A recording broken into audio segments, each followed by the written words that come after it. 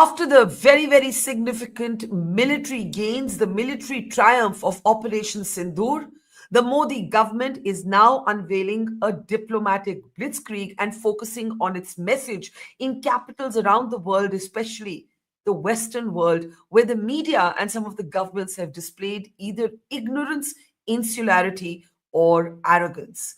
But in the announcement of the multi-party delegations that will be carrying the message of Operation Sindoor all across the world, a degree of domestic politics has broken out here at home, which is unfortunate because the one thing we have seen through these last few difficult days is how united the country has stood as one. These politics erupted after it was announced that Shashi Tharoor, who has been one of the most effective voices for India on the global stage when it comes to Operation Sindoor, will be one of the opposition MPs leading the delegation. And in fact, he's been chosen to lead the multi-party delegation to the United States of America. I'm Barkha. You're with the Mojo story. The announcement by the Modi government that Shashi Tharoor would be among members of parliament, these are all multi-party, cross-party delegations, that Tharoor would be leading one such delegation to the United States of America, was welcomed by most Indians but made the Congress unhappy. It transpires that Kiran Rijiju, the Parliamentary Affairs Minister, had a conversation with the Congress president and asked for their names. The names submitted by the Congress party did not include Shashi Tharoor or Manish Tewari, two of the most vocal members of parliament from the Congress on this issue. The Congress then accused the BJP of trying to politicize the moment. In the meantime, Shashi Tharoor said he accepted and said it would be an honor to represent India as part of this delegation. There are, of course, other members as well. Several of them are from the BJP or from allies like the Shiv Sena Eknath Shinde faction. You can see those names on your screen. Supriyal Sule is also among them. And also today, Asaduddin Owaisi confirmed that he too will be part of these delegations, as will be Ghulam Nabi Azad. We are told that Congress leader Salman Khurshid was approached but said to the government that he would need his party's go-ahead to begin with. Today, we talk about the Modi government's messaging, the decision to send these multi-party delegations, the Congress's self-goal in not themselves saying that Shashi Tharoor and Manish Tewari should be on their list, the Congress's allegation that politics are being played with this moment, and also Donald Trump's obsessive focus in irritating us, riling us. How should he be handled? A lot to talk about. We'll also have reactions from Yashwant Deshmukh's C voter on how people are responding to everything that's happened before and after the ceasefire. I use the word ceasefire loosely. Trump calls it the ceasefire. India technically calls it only an understanding, a pause in hostilities. I want to introduce our guest now as we look at the larger messaging. Yashwant Deshmukh, who of course leads C voter, is with us. Yashwant, welcome to the program. Military veteran General Dhruv Katoch is with us. Always a pleasure to have you with us, sir. Padma Rao, veteran journalist, is with us. Welcome back, Padma. Rajat Sethi is with us, political analyst, somebody who expressed very strong opinions after the ceasefire was declared, but has since then responded very favorably to Prime Minister's two speeches. And also, of course, joining us is Mahima Singh, the Congress today, not including Shashi Tharoor and Manish Tewari in their own list and complaining when those names, when Tharoor's name in particular was announced by the government. So welcome everybody. I want to start by playing out for you what Shashi Tharoor said to me well before he was asked to do this. When I asked him how he thought he emerged as one of the most effective faces, I was still on the ground in Punjab, and this is what he said to me. How do you see all this attention on Shashi Tharoor speaking for India? Barkha, I'm an Indian first and foremost, and everything else follows. You know, we all have multiple identities, but above all, these identities are possible and safe and secure because I'm Indian. I mean, that's the sheltering carapace under which I'm also everything else that I might be. And therefore, for me, when it's a question of my country's national security, nothing comes ahead of that. And I'm very, very proud to respond when people ask me to speak. I wasn't asked by the government to do that. I was asked by channels around the world who wanted an Indian voice, and I understood the importance of putting across our point of view in many of these audiences. And I'm very pleased that those people at home, and more important, perhaps those people abroad who've seen it, have got the message. All right, let me start actually with Rajat Sethi, if I can, and then I'll come to some of Yashwant's numbers. Rajat, I wasn't trying to say that you were in any way a critic of what had happened. I was just saying that you reflected the anxieties of a lot of Indians across political affiliations when there was this sense that, why do we have this halt in hostilities? Since then, of course, Prime Minister, Defense Minister, Prime Minister went to Adampur base, he addressed the nation. Rajnath Singh's gone to Bhuj, he's gone to Kashmir, and it has become clear, it is now officially stated that Operation Sindoor is not over. This is a pause. And it has been made very clear that the new doctrine will mean kinetic action if there is an attempt by Pakistan to do this again. But now comes the messaging. The messaging is not for whom. I think 99% of Indians, let's forget the 1% naysayers, they don't count. 99% of Indians are on the same page here. But the way some of the Western media outlets, the way some of the Western governments have reacted leaves a lot to be desired, which is why I think this multi-party outreach. What do you think of it? Good evening, Barkha ji, and to all the fellow panelists. I think instead of sequential planning of first doing the military ops and then thinking about the communication, it should have been a parallel exercise. And this is where, and I've been pretty vocal about it, that barring a few diplomats, the other diplomats weren't vocal. It was their principal job and responsibility to reach out to the Le Mondes and the Washington Post and the New York Times in their respective areas of jurisdiction to actually go out and put out a perspective. If an Indian ambassador or an Indian high commissioner calls up to present India's point of view, I am quite sure that most of these channels would have opened doors and allowed them to present their voice. So I think the problem that happened in my assessment happened right during those 4 or 5 days when India was in deep crisis. The amount of heavy lifting that our armed forces were doing, our diplomats outside our country were not doing. Again, Vikram Misri and others, I'm not talking about them. They were in the helm of affairs. They were doing everything. But there had to be greater, much more stronger response to remove the hyphenation that was being inserted. Now, you can't leave everything to Prime Minister Modi to remove every hyphen that is being put out in every single newspaper around the world. That is asking too much. You require ambassadors who can do that job. When these bureaucratic ambassadors failed, I think that gap had to be filled in by more emphatic voices. And I think that is where comes in Shashi Tharoor, Manish Tewari, who've been pretty eloquent about India's position. The kind of facts and figures that they have put forth on the table were pretty good, pretty interesting. I can tell you that you will encounter adverse media, be it out of sheer ignorance or out of deliberate sort of putting India down. I have myself gone on Al Jazeera, and I can tell you the kind of condescending tone that they had for India through and through is something which is deeply troubling. I mean, we at best can present our best foot forward, but I'm sure that this tinkering around their attitude towards India and the geopolitical conditions would require sustained efforts. Therefore, I welcome what government has done. They have crossed the party lines on this, and they have made an overture. Now, the problem is Congress's perpetual pettiness. When will they, for once, come out of it and allow merit be the sole determinant of people who can go out and represent India? Which other of those 4 names that Congress actually proposed wrote even a tweet? Forget about writing good articles. Had they even tweeted properly? Why on earth should they be the voices of India, not of Congress party, by the way, to go out and represent my country? See, this is where consecutively it always happens. These princelings who feel insecure that what if a Shashi Tharoor goes out, possibly the Congress party might gravitate to it. This is sheer pettiness, nothing more than that. Instead of welcoming, they're creating roadblocks on this. So before I get Mahima and everybody else to respond, I do agree with you about the bias in Western media. Padma and I have been comparing notes on this. Padma actually walked out of writing for a German media outlet because of the sheer exasperation of how they were behaving. I appeared on more than one show, and on the Piers Morgan show, I actually completely lost it, not just with the Pakistan former foreign minister Hina Rabani Khan, but with the anchor himself, who came in poorly prepared, poorly researched, and presented this as a dispute between 2 countries. And I actually told him, we're so bored of you all and your both sidism. So I couldn't agree with you more on the first part. On the second part, I want Mahima ji to come in from the Congress party. Mahima, look, I've seen Jairam Ramesh's statement that Kiran Rijiju called Mr. Kharge, had a conversation with Mr. Rahul Gandhi. The party was asked for names. The party submitted 4 names. In the meantime, the allegation from the Congress is that the government approached Shashi Tharoor, Salman Khurshid, and Manish Tewari directly. My question is, chalo maan liya BJP played a smart politics here with the Congress.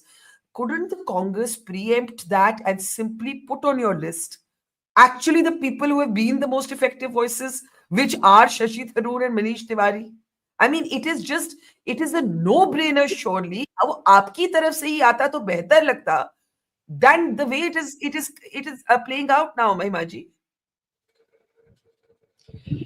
Jai Hind. Now, would the government decide which are the best voices in the Congress, Barkha? And I would say that Jairam Rameshji has rightly put it out that the BJP and Mr. Modi are playing Narad Muni politics in this country.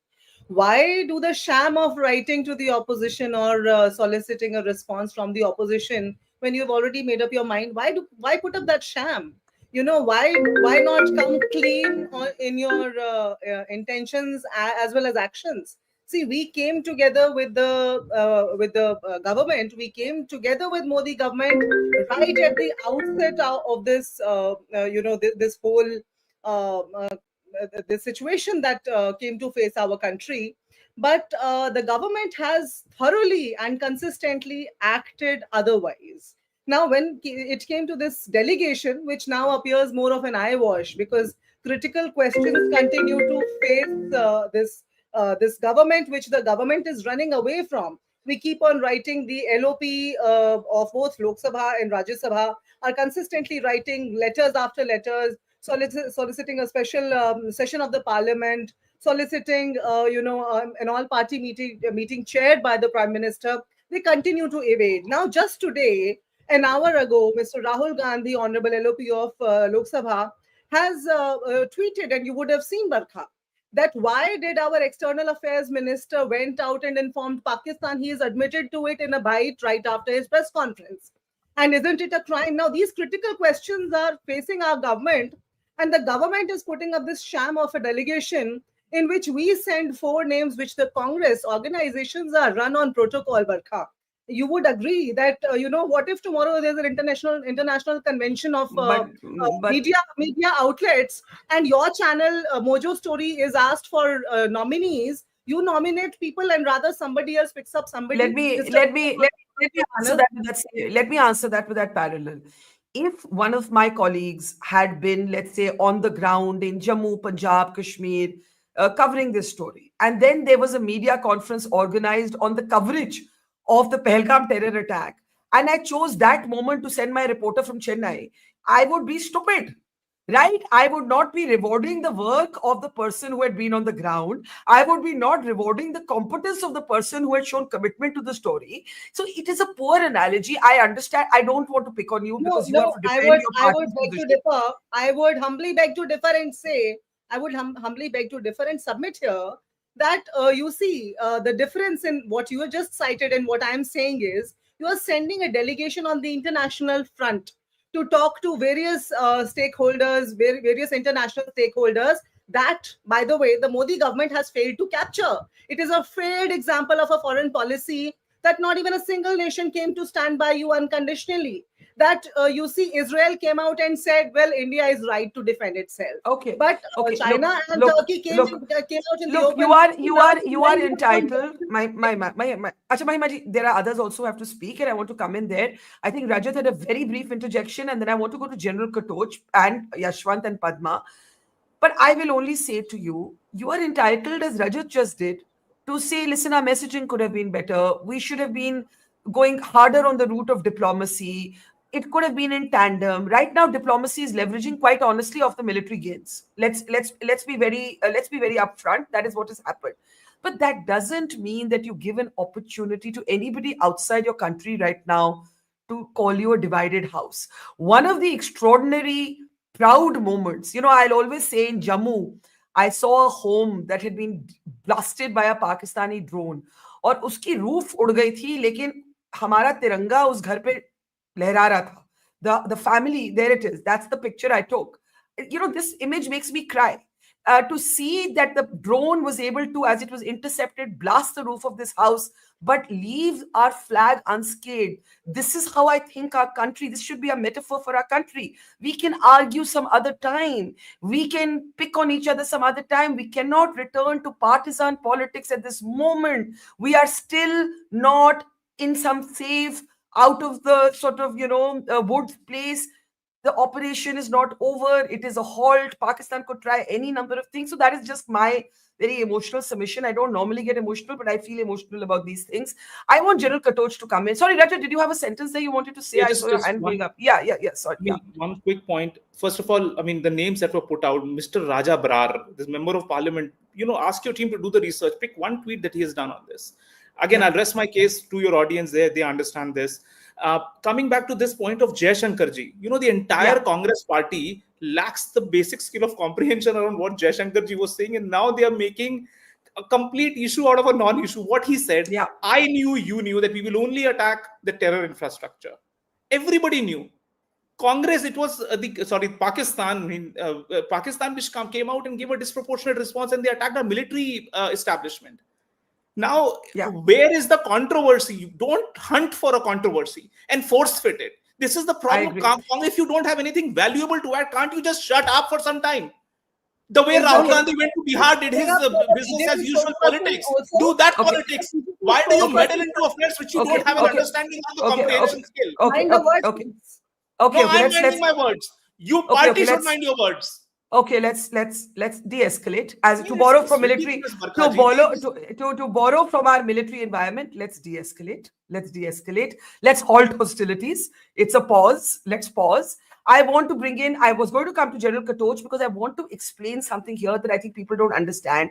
That Director Generals of Military Operations talk through conflict. The hotline is open. They talk through war. There is communication. You cannot surely be accusing your foreign minister of some treason here. I find the issue only completely manufactured. Let's talk about real things. You can talk about why Trump is saying what he's saying. You can talk about why the Western media is biased, and I would take all of those points. There are genuine things to talk about. But since I saw Yashwant raising his hand first, General Katoch, with your permission, I'll just get Yashwant, then come to you, and then Padma. Yashwant, please go ahead.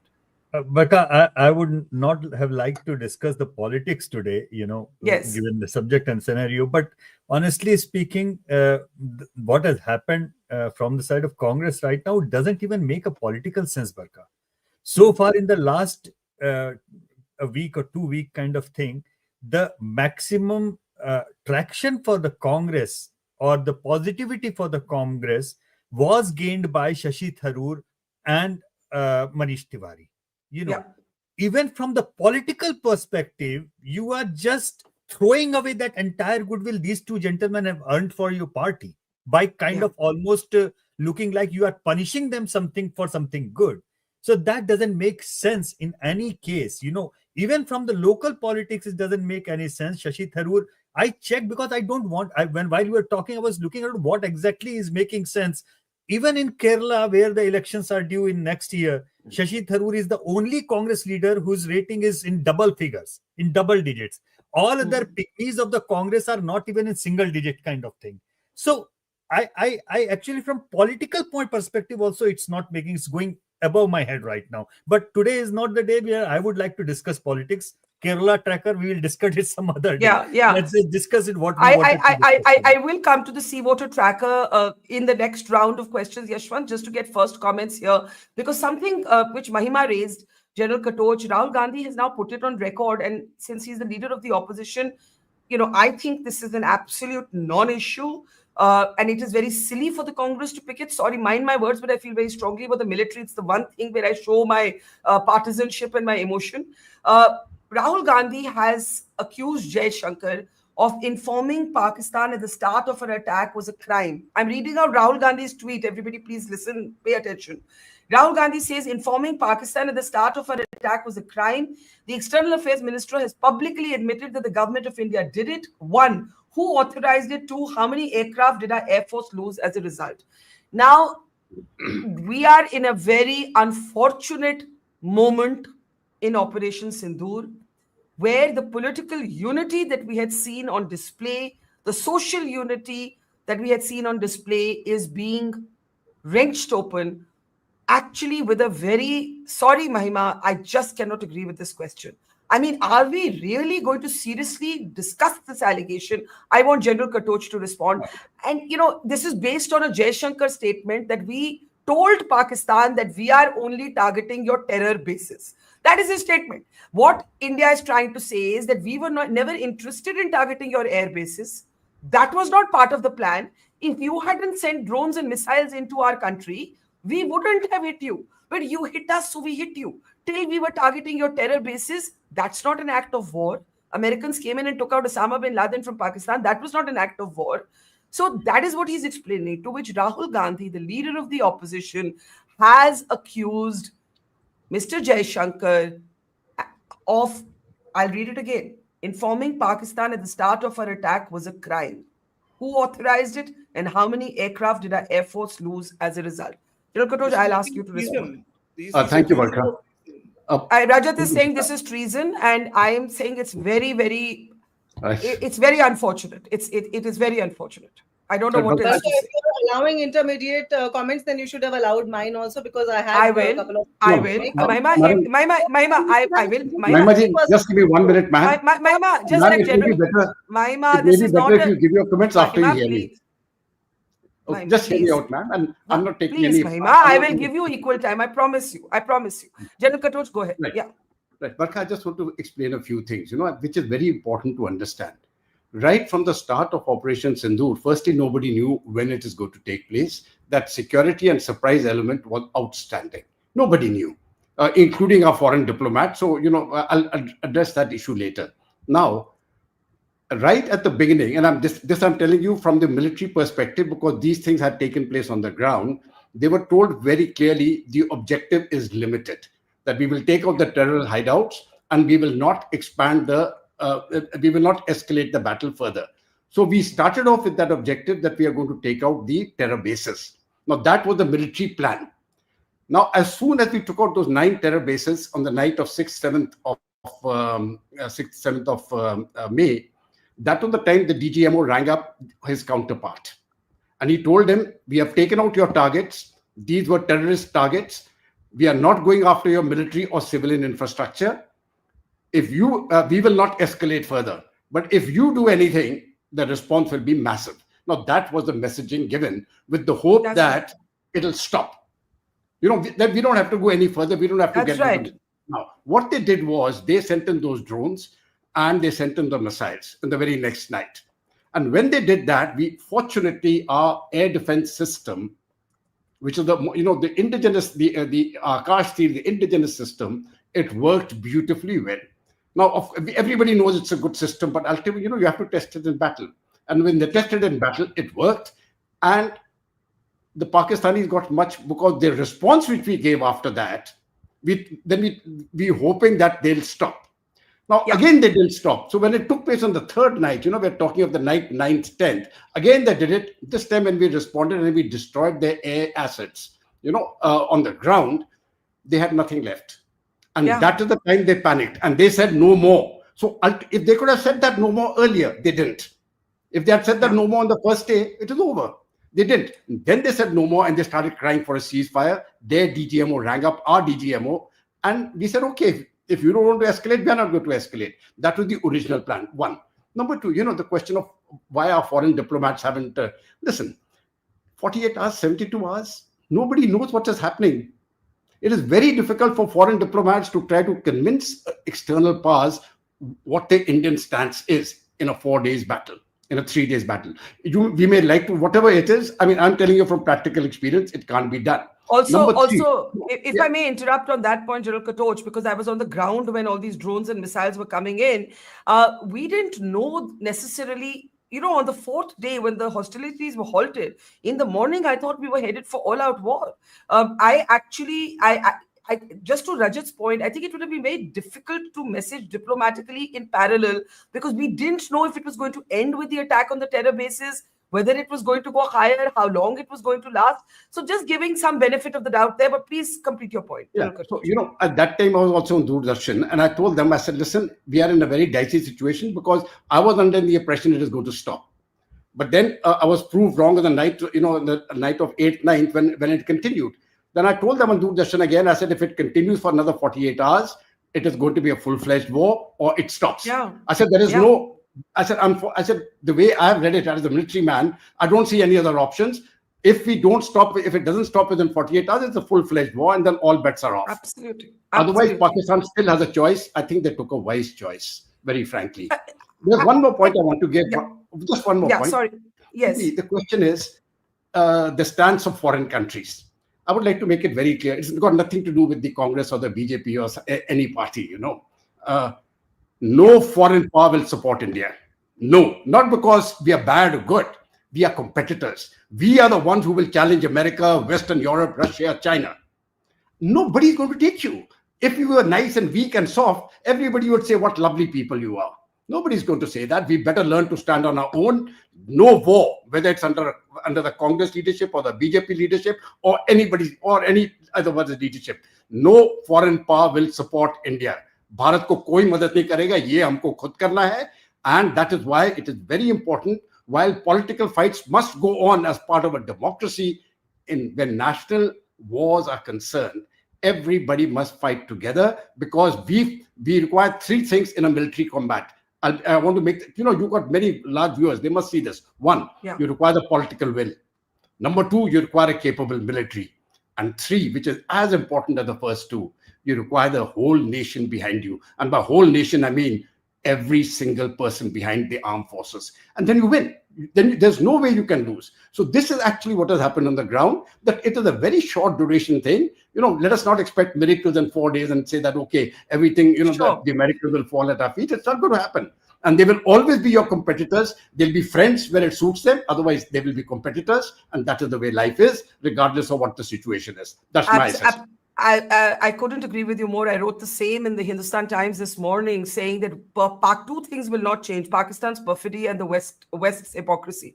I don't expect either to change. Padma, please come in. You've been waiting very patiently. And then Mahima. And then I want Yashwant's C voter has some very interesting 3-4 key points we look at on how people are looking at the armed forces, how people are looking at the ceasefire in quotes, how people are looking at who's our biggest adversary. Is it China or Pakistan? And the answers may really surprise you, Padma. But I want to briefly return, and again, this is really, I couldn't care less about right wing, left wing, BJP, Congress. I care about my country, as we all do. I care about our armed forces. I care about, them standing in the line of fire to defend us. And I think that when we have the leader of the opposition basically accusing the foreign affairs minister of leaking the attack, we hurt our unity. It is a ludicrous, with apologies to Mahima, it is a ludicrous allegation, but it has been made, it will be picked up in Pakistan, and it will be used by them, unfortunately. And I'm not questioning Rahul Gandhi's intent here. I just think it's a really stupid thing to do. Padma. Totally agree with you. It was absolutely ludicrous. I have a few points. Please bear with me, Barkha. I'll start with what the other speakers said. Mahima ji, from your remarks, it's very sadly obvious that the Congress seems hell-bent on making itself seem ridiculous, and it's still given to party hierarchy, seniority, almost like babudam. Kisko delegation mein bhejna hai, kisko nahi, kaun junior hai, kaun senior hai. This is babudam. This is not a feeling of national pride and unity that the Congress is reflecting. To Rajat, I completely disagree with you, Rajat. I have worked in the highest positions. You don't know me, so I'm introducing myself briefly. In charge of the South Asia Bureau, not in some, sort of lowly positions. And as sole correspondent for more than 35 years across the world, from New York to Germany to India, and with the top publications, I know the inside workings of the international media from within their newsrooms intimately. I can tell you that global media work very differently. They do not invite opinions from Indian leaders, overall from developing countries, which is what they still see us as, let alone, give people columns to write and invite diplomats for opinions and all that, unless it is on subjects on which they have no particular opinion. So there's no question of giving platform to diplomats of our countries, etc., etc. This is not just true of what we imagine are left liberal media. Even conservative media, or so-called conservative political parties across the world, have the same level of distrust as far as India is concerned. So there is little that diplomats around the world could have done, before this military action. Not to mention the fact that the military action itself was successful because it had that element of surprise in it, as General Katoch also pointed out. Now, coming to my, example, I mean, for what Barkha mentioned, I have now restricted myself to only speaking on television as and when I'm invited. I will not do print pieces anymore, because Western media during this conflict began to refuse to send writers as senior as I playback, which is, which every writer has a right to see what they're putting out after the editing, after it's been chopped and not change. So that is the reason why I put my foot down after this long and very successful career. I just simply decided, as far as I'm concerned, and unlike the Congress party, perhaps the nation does come first. I don't really care anymore, and I think television is a healthier medium because one can just express one's thoughts. Now, coming to what Barkha said, Barkha, you're absolutely right. You talked about arrogance, etc., in the Western media. I'll add a few epithets of my own. There is neo-imperialism, and there is an age-old view, and this is very important, because don't forget that the rest of the world is dominated by the two huge religions, Christianity and Islam, number one and number two. And for the Western perspective, we Indians are Hindus, monkey worshipping, elephant worshipping savages with mumbo jumbo and mantras. So how could the rational West, which sees itself as the fountainhead of reasoning, logic, thought, technology, etc., accept that such creatures like us could possibly handle nuclear weapons and even go through sophisticated procedures like warfare? So this is at the root of this Western distrust, and I completely agree with General Katoch. Nobody is going to come to our aid. We are alone in this one. So I'm happy about the forthcoming delegations, but I have zero optimism. We are on our own, because we are seen as a threat because of our success. We are not seen as Okay. potential partners. Yeah. Okay. Everybody has reactions. Please remember, we have to take a time out from our political disagreements to look at Yashwant's findings, which are also very illustrative. But I will allow both Mahima and Rajat to have a response to Rahul Gandhi. If it were anybody else, Mahima ji, I would have ignored it, because I would have said, why should I actually even platform this question right now? But it is the leader of the opposition, and it is, I have to report it. So I'm going to go back to that tweet by Rahul Gandhi. And if we can please bring up the corresponding banner of what he has actually said. Again, Mahima, I beg you to explain to me how this is a question that is valid from any perspective right now. What is the allegation? What is the allegation? What is the allegation? Before I come to answer your question, I would what I was going to say earlier. Let me just say, see, number one is that if you've got to have a Congress spokesperson, please have a BJP spokesperson to counter me. I don't want dummy political analysts, actual BJP spokespersons on the inside. Okay, next time we'll do that. All right, next time. Okay. Please do not let your political analyst fill in the shoes of the BJP spokesperson. Okay. Let him do what he does best: analysis. Now, let me come to this. You Hmm. see that everybody is talking about the unity, the nation's unity. Where did that unity come from, Barkha? When this happened on the April 22nd, the first response of support came from the Congress party. Our leaders came out and said, we stand behind the government. Please go ahead and do what you must do. Whatever you do, we are behind you. We are with you. And what did the government do? The prime minister never comes to chair an all-party meeting, which is out of the league in terms of what has been the precedent, what has been the tradition in previous incidents such as this. The opposition called, which in that case was the BJP, called for special parliament sessions, and they were conducted, and the answers were given to the opposition. Rather than getting into this pettiness of saying that we cannot discuss national security. We do know who hides behind national security to evade from accountability. Mahima, what is this tweet on our screen? I am asking you, forget BJP. I am asking you, as a journalist who has covered only war and military for nearly 30 years, that has been my primary beat. I ask you this not as a political journalist, I ask you this as a conflict reporter. This tweet by Rahul Gandhi makes zero sense. Ma'am, I never use words like this. It makes zero sense because you're basically implying that the foreign minister of our country has tipped off the Pakistanis. I mean, do you understand the import of what is being said here? Do you understand the import of this? Barkha, hats off to your resource, and I do really deeply respect you for the resource and for the person that you are, for the journalism that you have embodied all these years. We have seen that very resource of yours being targeted at the wrong hands, and there are those who embody power today, who adorn power today, but what we are seeing is sheer hollowness. Rahul Gandhi's Ma'am, tweet is being huh. questioned. Allow me. Rahul Gandhiji's tweet is being questioned today because answers have not been given. There are experts from the army and military. You see, General VP Malik and retired General Manoj Naravane came out and said that we have lost this chance. I do deeply respect the veteran sitting on your show. I do deeply respect, I bear deep respect for the valor of our armed forces, but I would say, I would resonate what General Naravane said when he said that we have almost lost this chance for a third time. Now, the political camaraderie has also seen a steep fall under this regime. You would see that they're asking, I want to come back to the main question of your show today, what you are conducting this show for the nominations. And I want to make this point here, that we responded to their query of nominations, thinking that they're asking earnestly when they were actually asking mischievously.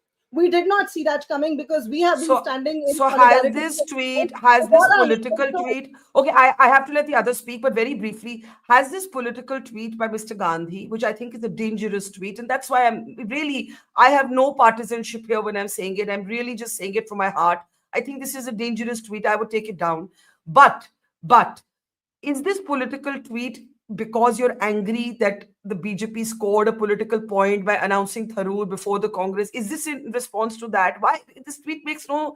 Please think. Why is this tweet there? Why? What does this tweet mean? What is this Let tweet? let me respond, if you will. Mr. Gandhi's tweets, this one and all the others, I believe and I see that they are very poised. They are very well evaluated. When I agree. This is the first time he's spoken out of tone, and it's a very odd tweet in this phase. Then, In this phase, then in that in case, this let's phase, take this that is the statement of first the external time affairs. he's. Why don't you play out that statement of the external affairs minister? And I have please heard make it. what Okay, he's uttered. okay, we'll play it out. We'll play it out. We'll play it out. I have heard that statement. He said, "We told them we only want to target the terror bases." Now, General Katoch has explained at great length. Rajat, let's bring you in, and then I have to look at Yashwant because so much debate around the ceasefire. Yashwant, see what a survey looks at precisely some of those questions. Rajat Sethi, do go ahead. Rajat. Well, if self goal was an art, then Rahul Gandhi is an artist. I'm not saying out of being a BJP supporter or a Congress supporter. The moment the way Congress party is headed, I'm telling you this entire country would be obliged that they are shut full and final if they carry on with this. Over the past 7 minutes that I was counting, beyond rambling, we did not hear a single reasoning behind this tweet. What Rahul Gandhi has said, that informing Pakistan at the start of an attack was a crime. What he's trying to say, that Jaishankar has committed a crime which comes under treason.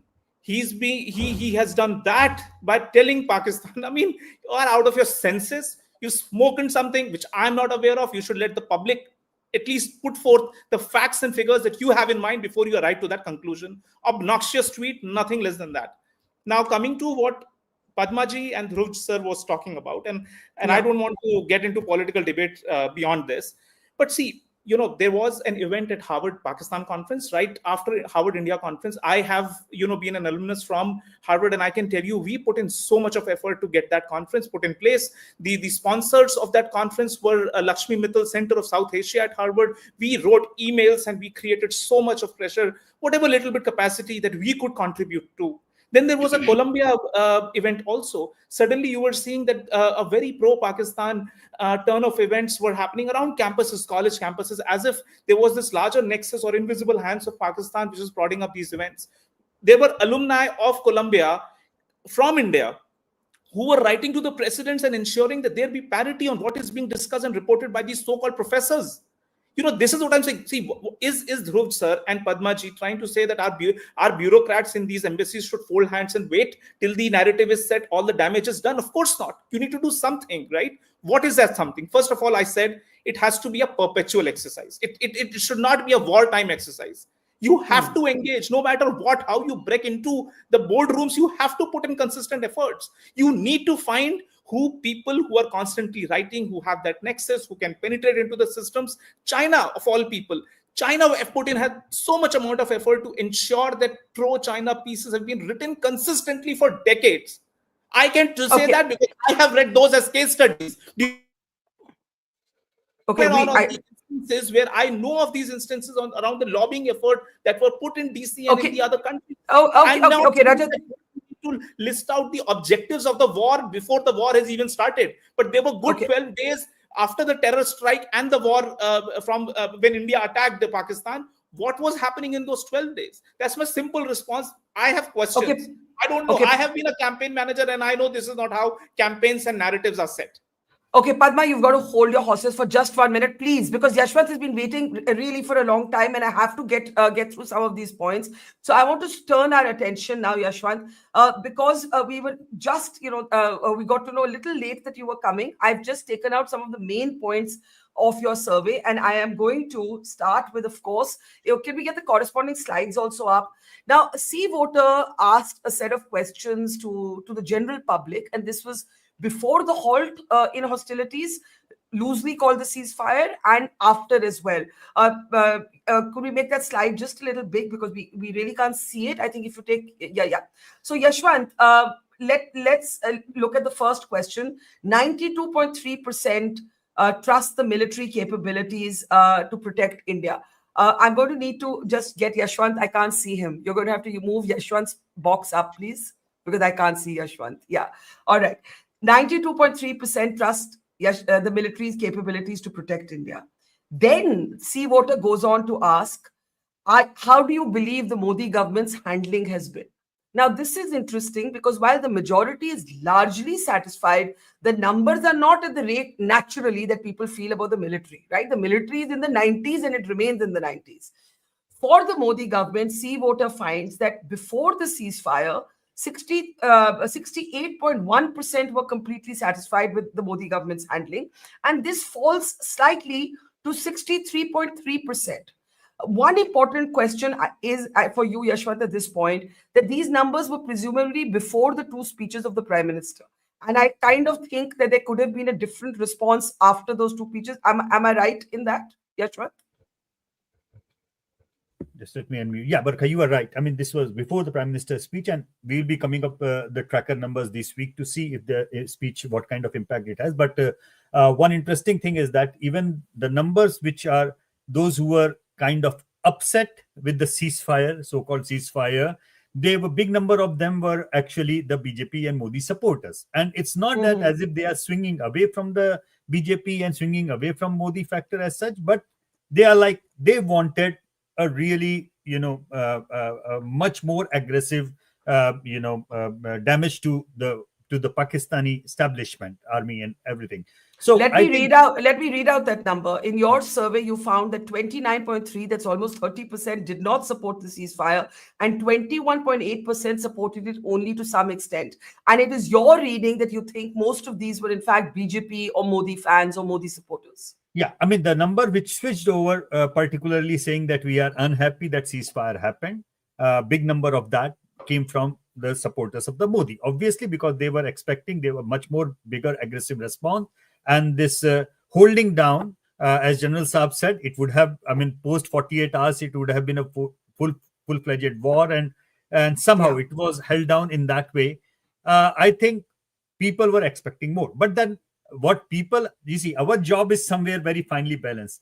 Our job is to keep on tracking what public wants, and also to keep on understanding what public understands from all these things. Yeah, so correct. One thing is very clear, Barkha, the army has an unparalleled, satisfaction and trustworthiness rating of 90% plus. That is huge. One-way traffic. before the ceasefire. In fact, after the ceasefire, it has gone up, Correct. not going down. So there is unwavering support to the army.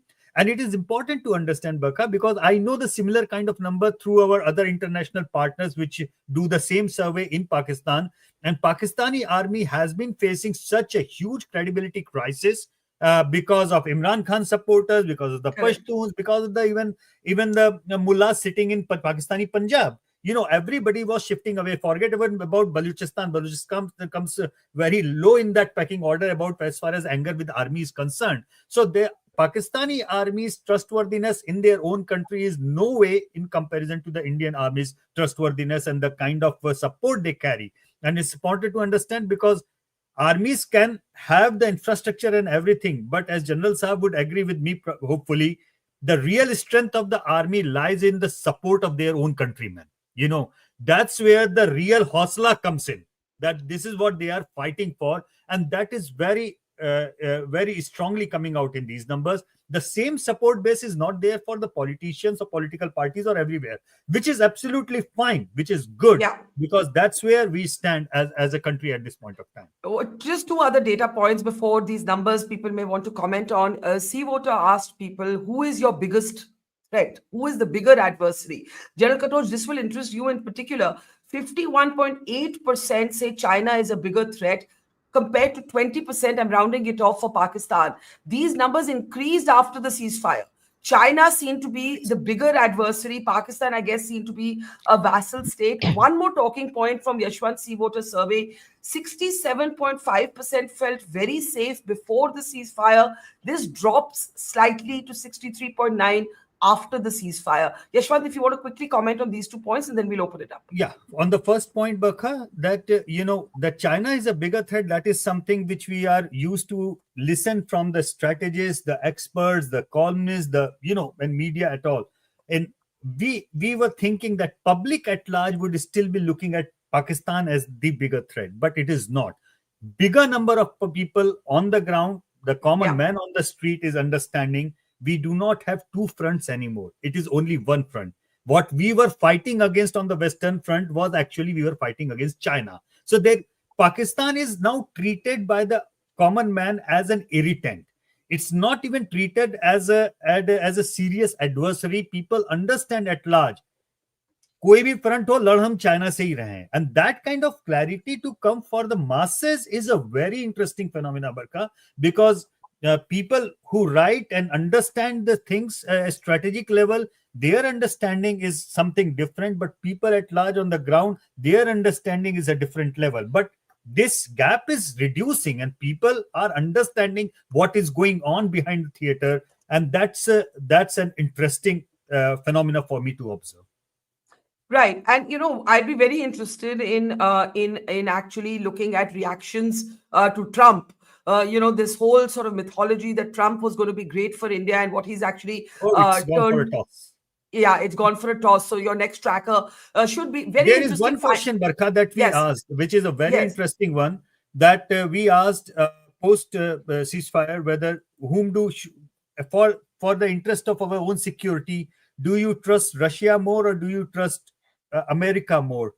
And overwhelmingly, I mean, almost like 70% of Indians said they trust Russia more than the US. And that is something which I believe Trump's one tweet has done the damage. After the 2008 123 agreement, the number of American positivity among the Indian public was going up steadfastly. But I think that overexcited, jumping over the gun, whichever way you look at it, that one tweet of Trump has probably done more damage to the image of America among the Indian masses than anything else. So that is a very, very important point, that an overwhelming number of Indians now trust Russia more than America, according to C Voters. So there's the slide. The slide is on your screen. Thank you. I had almost missed that and you flagged it. Can I, with everybody's permission, play out Donald Trump's latest statement, because it'll give us context to what we've just heard, and then we'll come back for a round of comments. Let's listen in. A couple of foreign policy successes even right before this trip. You picked up the phone and called two nuclear powers, India and Pakistan, and you got them to step back from the brink. That was a success as you got on the plane heading over here. A bigger success than I'll ever be given credit for. Those are major nuclear powers. Those are not like a little bit. And they were angry. And the next phase was probably, did you see where it was tit for tat. And it was getting deeper and more missiles. Everyone was stronger. To a point where the next one's going to be, you know what, the N-word. You know what the N-word is, right? Nuclear. Yeah. Thank you. Thank you for the clarification. I figured you'd want to clean that up. No, it's the N-word. That's a very nasty word, right? In a lot of ways. Right. So the N word in this context, he means nuclear war. And then he says, I hope you understand. I don't mean it in that way. I mean nuclear war. And nobody gives me credit. And he goes on and on and on and on and on every day.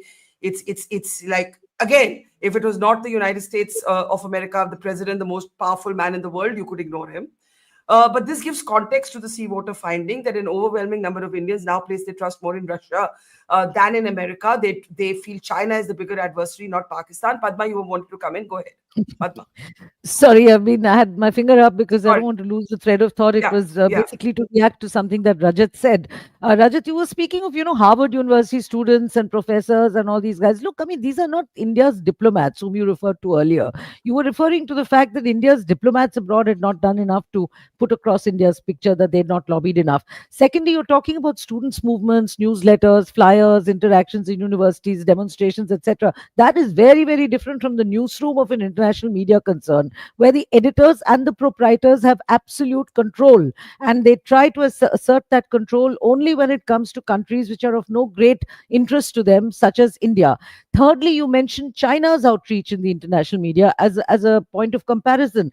Rajat, you have to realize that there is a direct correlation between trade relations, trade dependencies, and the kind of media exposure that a country receives in the Western media. China is not seen, as I said earlier, with great irony, as a monkey worshipping, somehow illogical, mysterious Hindu country that India is literally seen as, so as a highly developed, we are not seen as China is seen. China is seen as a highly developed nation, on which all those So in short, you don't think diplomats could have done much more? I think the diplomats could not have done much more in the media. I'm sure there were back channel communications and back channel lobbying, which obviously remain back channel. One final point, Barkha, about the tweet. I think Mr. Gandhi's tweet, frankly, reeks of libel. It should attract libel, and I wouldn't be surprised if it attracts a few lawsuits. Thank you, Barkha. Yes, we will get back to the tweet, but let's also pay attention to what we've seen in Yashwant's survey. General Katoch, do you have any thoughts? And I'll come back. We'll end with thoughts on Rahul Gandhi's tweet. General Katoch, do you have any thoughts on Rahul Gandhi's tweet? Because he's basically insinuating that the foreign minister gave away the war plan. That's what the tweet means to me. No, I mean, he's entitled to his opinion. He's the LOP. My view is that right from the beginning, before we had fired the first bullet, the aim was to ensure that there's no escalation. So after as I mentioned in my opening remarks, and this is confirmed information, please take it from me. As soon as we had hit those targets, which were only the terrorist targets, we didn't want to go further. But we made it very clear to them, if you respond, then the hitting will be massive. And you saw that play out. There's one point, this question of China and Pakistan and all that, let's face it. And I want to give an example. That very famous journalist Aisha Siddiqa from Pakistan. Yes. Siddiqa, you will be knowing her. And she's staying in London. She's not too welcome in Pakistan anyway. Correct. So when she had come, I think 2 years or so, I had met her here. And we had a small interaction with her. And I asked her, what is your opinion? Because she was coming to India after 8 years. So I asked her, what is the difference which you have seen in India then and now?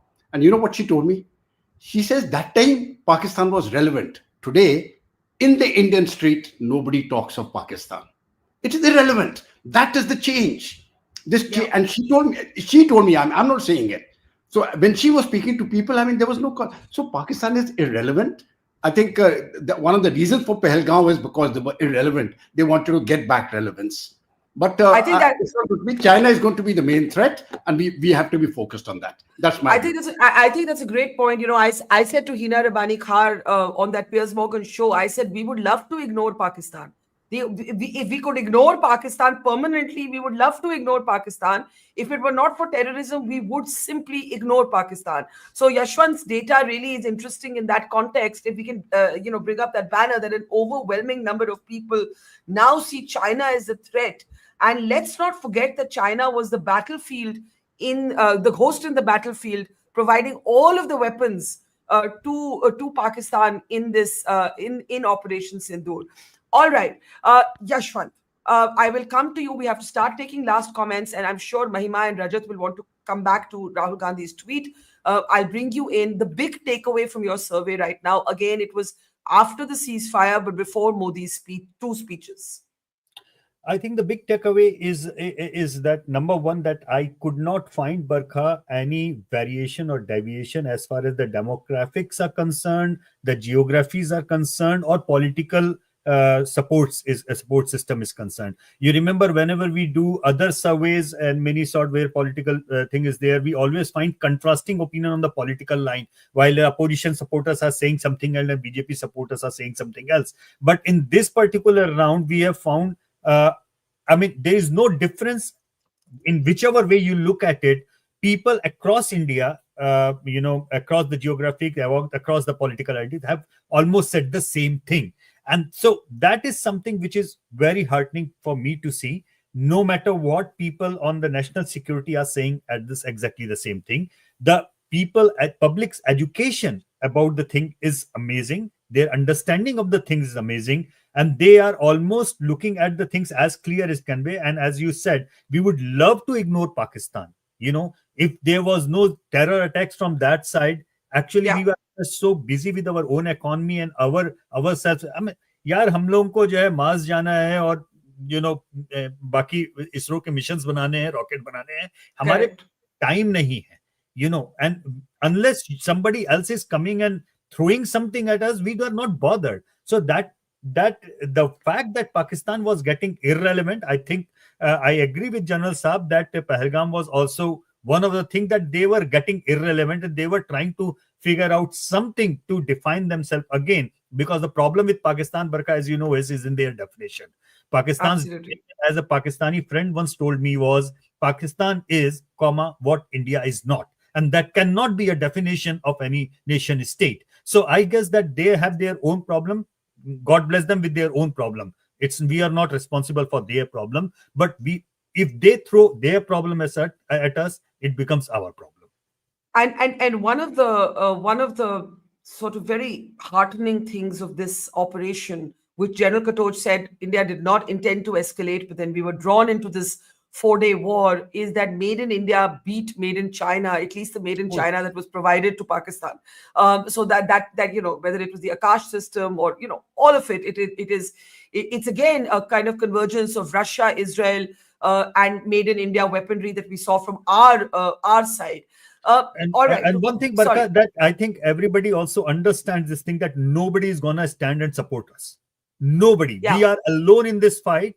And General Saab, I totally agree with you. Not only me, and I can assure you, we have posted this question time and again into the publics. Huge majority of Indians also understand this very clearly, that we are going to fight this alone war. We are only going to be together and fight and win this. We should not be looking at the West or anything. The way we have been probably ignoring Pakistan, we should also start ignoring the Western press and everybody out there. It's high time that we should just find our own way out. Right. I want to come back to last comments, Mahima Singh and then Rajat Sethi. Mahima, go ahead. I can't hear, ma'am. Now I can. Now I can, ma'am. I would first like to respond to Padma, who said that this might attract few libels and lawsuits. Haven't we seen the Honorable LOP being targeted and framed and then being acquitted, exonerated? And so the same pattern may repeat. But he will continue to raise tough questions to this government that has called a meeting of only NDA chief ministers on the 25th, Barkha. I want to conclude my remarks with two questions. That is not correct. That is not correct either, by the way. I'm very happy to say that is not correct. Let me just end with my two questions.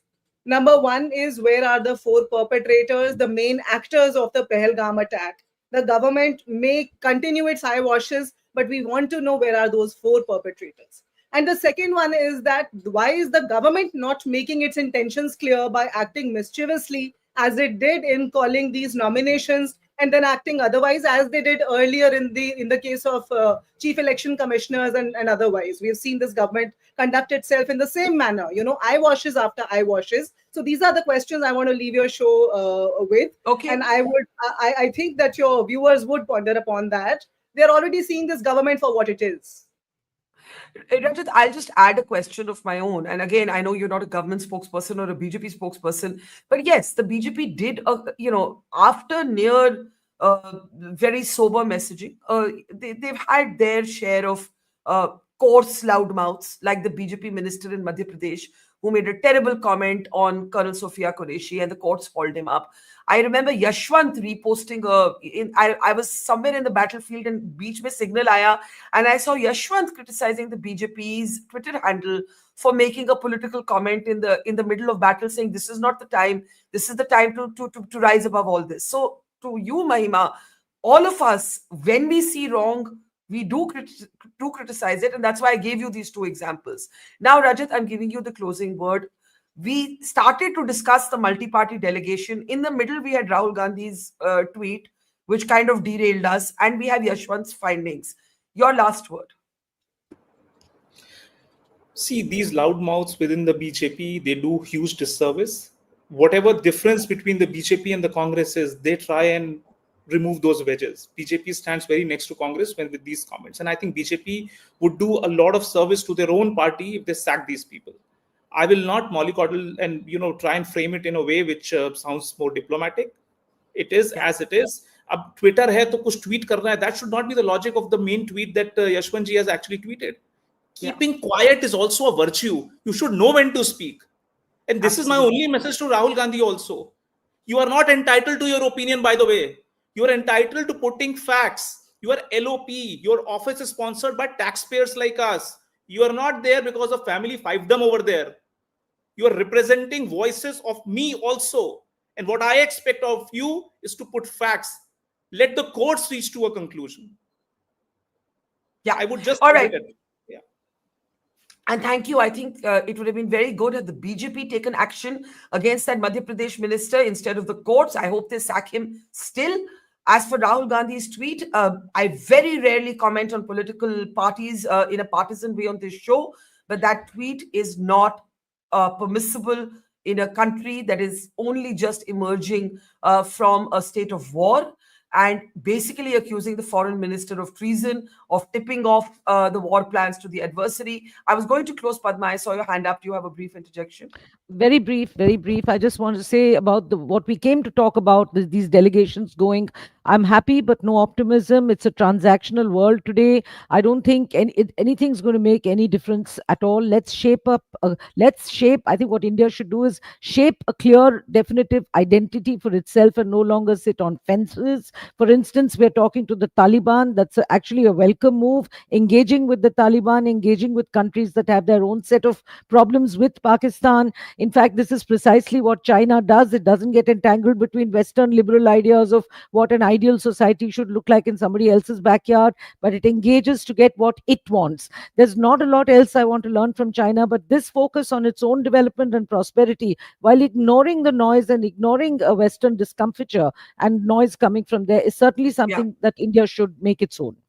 Okay, we leave it there. Let's return to a note of not optimism in terms of what we expect from the West, but in terms of the fact that our democracy is mature enough that notwithstanding some kerfuffles, we are sending a united political delegation all across the world, which makes its own statement. Whether the world wants to read that statement or not, I don't know. But we derive strength from making that statement. We leave it there. Mahima Singh, Rajat Sethi, Padma Rao, General Katochi, Yashwant Deshmukh, thank you. And to our audience, thank you. Have a great weekend and see you soon. It's great to see you here. Thank you for watching our work. If you haven't subscribed yet, don't forget to click the bell icon and subscribe to Mojo Story and support independent, robust journalism.